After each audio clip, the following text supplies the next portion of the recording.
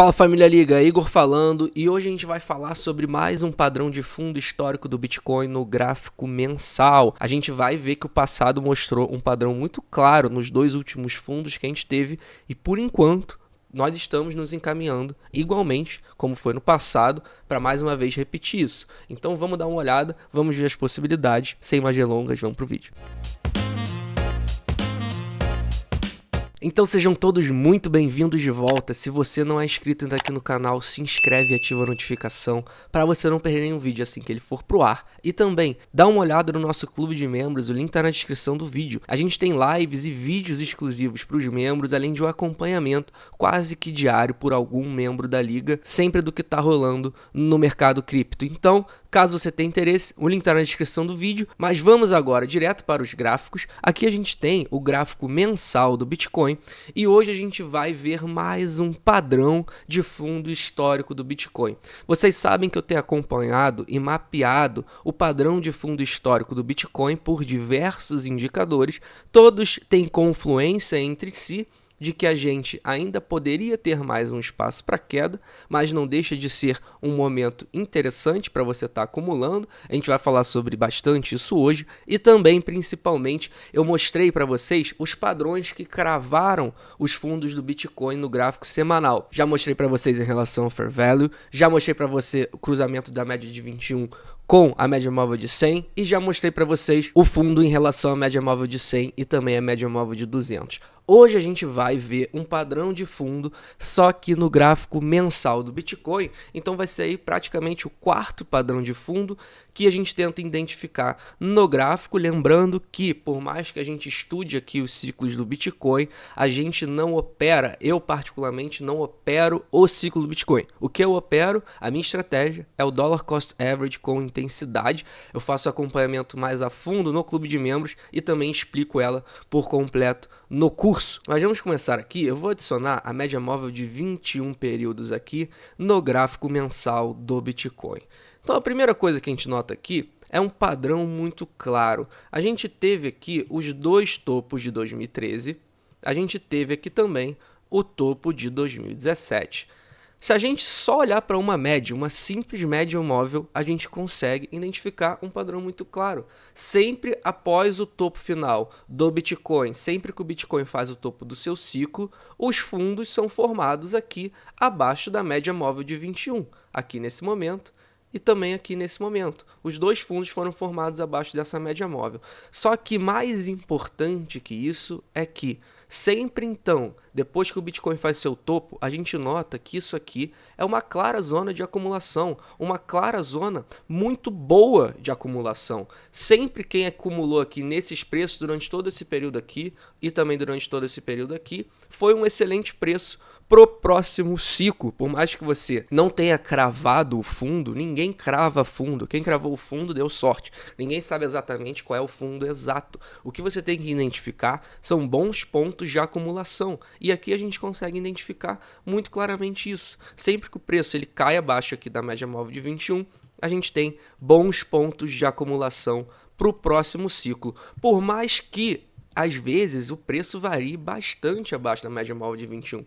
Porque se você pegar aqui, por exemplo, no primeiro ciclo, o Bitcoin rompeu a média móvel de 21, só que ele foi fazer o seu fundo aqui em 55% abaixo da média móvel de 21. No segundo fundo, a gente vê que o Bitcoin rompeu aqui a média móvel de 21 e variou aqui, foi fazer seu fundo mesmo 47% abaixo da média móvel de 21. Então a gente nota que o Bitcoin ele cai em torno de 50% ainda da média móvel de 21.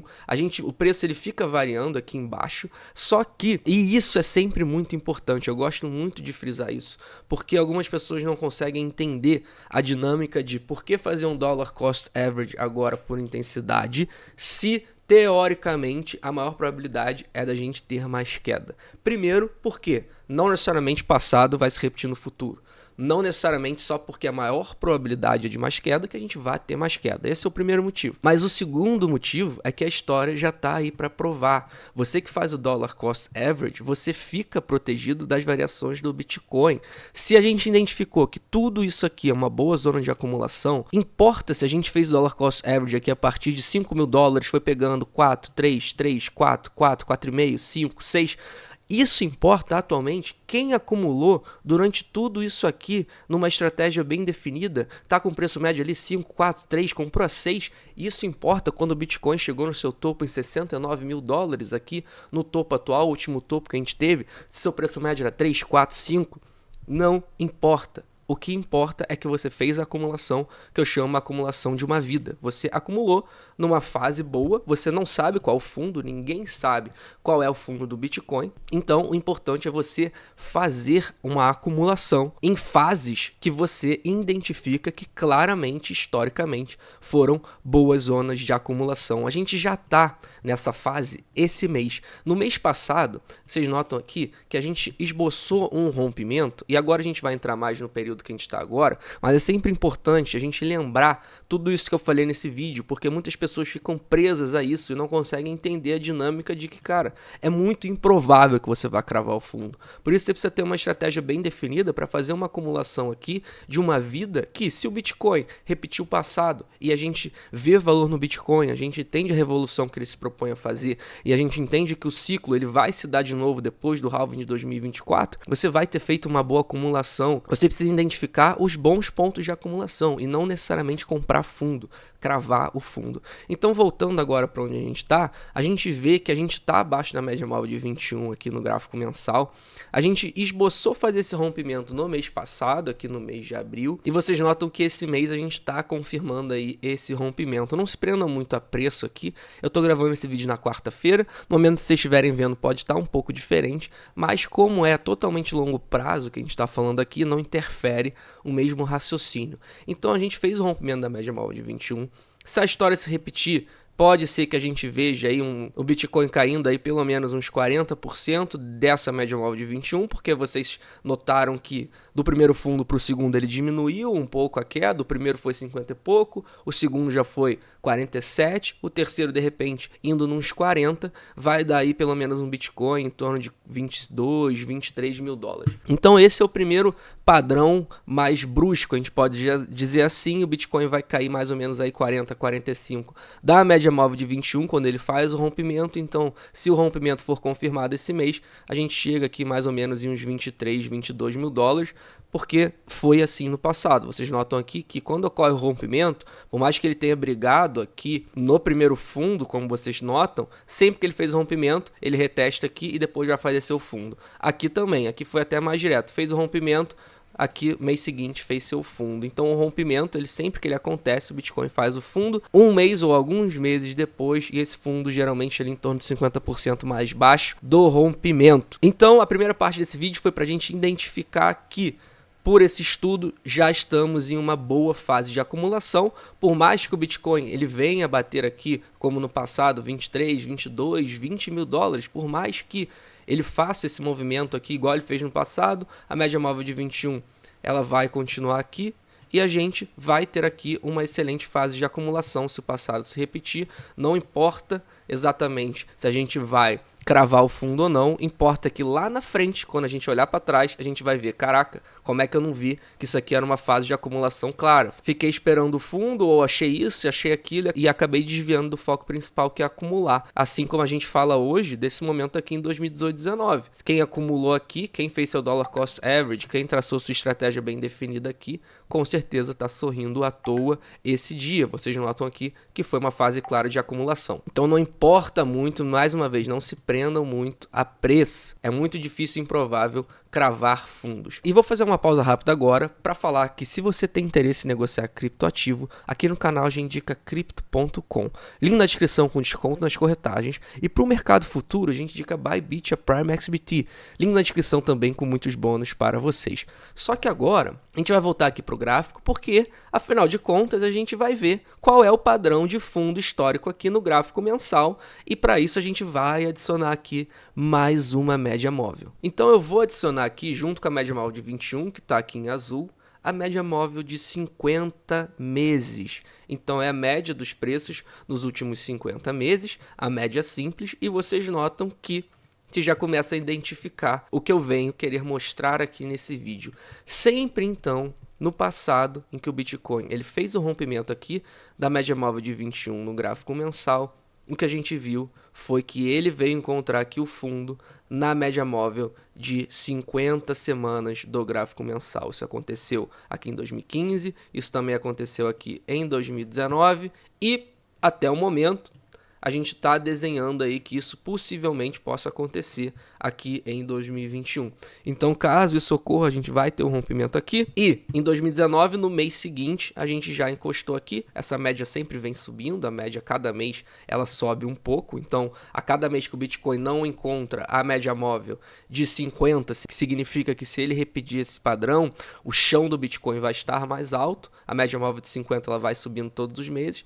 Então, no mês seguinte vai estar um pouco mais alta do que está agora. Agora ela está em 21 mil dólares, então no mês que vem já vai estar um pouco mais alta. Caso a gente encontre ela aqui para fazer de novo o nosso padrão de fundo, ela então vai indicar, assim como indicou no passado, que a gente possivelmente tem então um padrão de fundo histórico. Esse padrão então, ele se desenhou aqui no gráfico mensal, a gente nota aqui que no Corona Dump isso também aconteceu. O Bitcoin, sempre que ele perde a média móvel de 21, ele vem encontrar a média móvel de 50.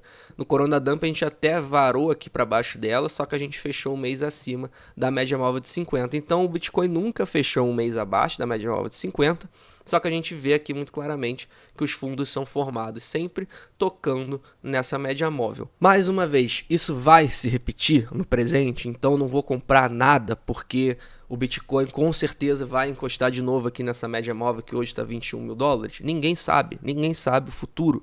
Agora, o objetivo do início desse vídeo é também mostrar para vocês que, independente se o Bitcoin for fazer esse padrão de fundo histórico, quando a gente olha no macro, aqui já é uma boa zona de acumulação. Isso aqui já é uma boa zona de acumulação. E muito provavelmente, no futuro, quando a gente olhar para trás, a gente vai ver que isso aqui também vai ter sido uma boa zona de acumulação. As médias móveis vão continuar aqui, depois o Bitcoin vai fazer o rompimento e vai seguir o seu ciclo lá na frente. Então, independente do fundo do Bitcoin, lá na frente a gente vai abrir aqui o gráfico e a gente vai ver, obviamente, se o passado se repetir, 3 zonas de acumulação clara, como hoje a gente vê aqui 2 zonas de acumulação.